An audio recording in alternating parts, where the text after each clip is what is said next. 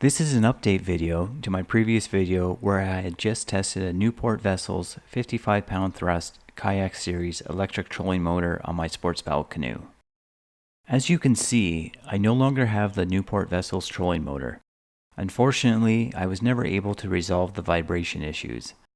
I had performed basic troubleshooting as per Newport's customer service. However, the next step was to submit a warranty claim. Given that it was the middle of my fishing season, I didn't have the time or the patience for this.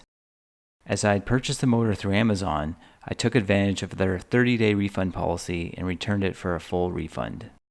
I then went to my local Canadian Tire and bought this Minn Kota Enduramax 50-pound thrust electric trolling motor. I've owned Minn Kota trolling motors before on boats and generally have had a good experience with them. You will notice that the shaft length of the Minn Kota is a lot longer than the Newport Vessels. I've been playing around with the shaft adjustment, and where I have it here, with the motor head about 10 inches from the top of the transom, seems to work the best. I should say that there is still some vibration, which seems to be the worst at 75% speed. However, it smooths out at 100%. I would definitely say that although there is some vibration with this Minn Kota trolling motor, that it is definitely less than with the Newport Vessels.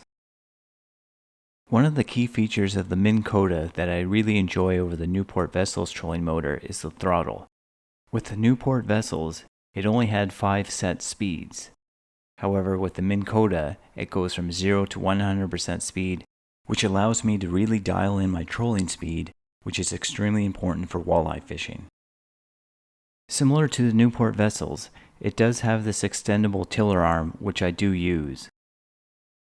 With the Newport Vessels trolling motor, I had a hard time steering it, so I'd gone out and bought a Minn Kota electric trolling motor tiller arm, which now I don't even need to use.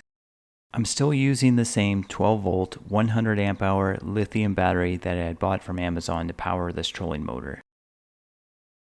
I used the same wiring connection as with the Newport Vessels trolling motor, and then I connected my homemade extension cable to the factory wiring, then sealed it up.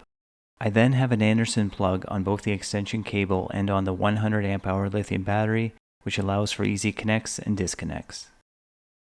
Today I was trolling around for about 3.5 hours at approximately 30% speed, and the battery is down to 82% according to the battery monitor. I've been finding that the battery monitor is pretty accurate, but only when there isn't a load on the battery. I have been using my NoCo Genius 10 amp battery charger to charge this lithium battery, and so far it's working out great. As I said in my previous electric trolling motor video, I'm really enjoying the benefits of an electric motor. The fact that I don't have to worry about motor stalling or startup issues is the biggest benefit to me. Being able to hear the sounds of nature as you troll is really peaceful and just adds to the fishing experience on a small back lake.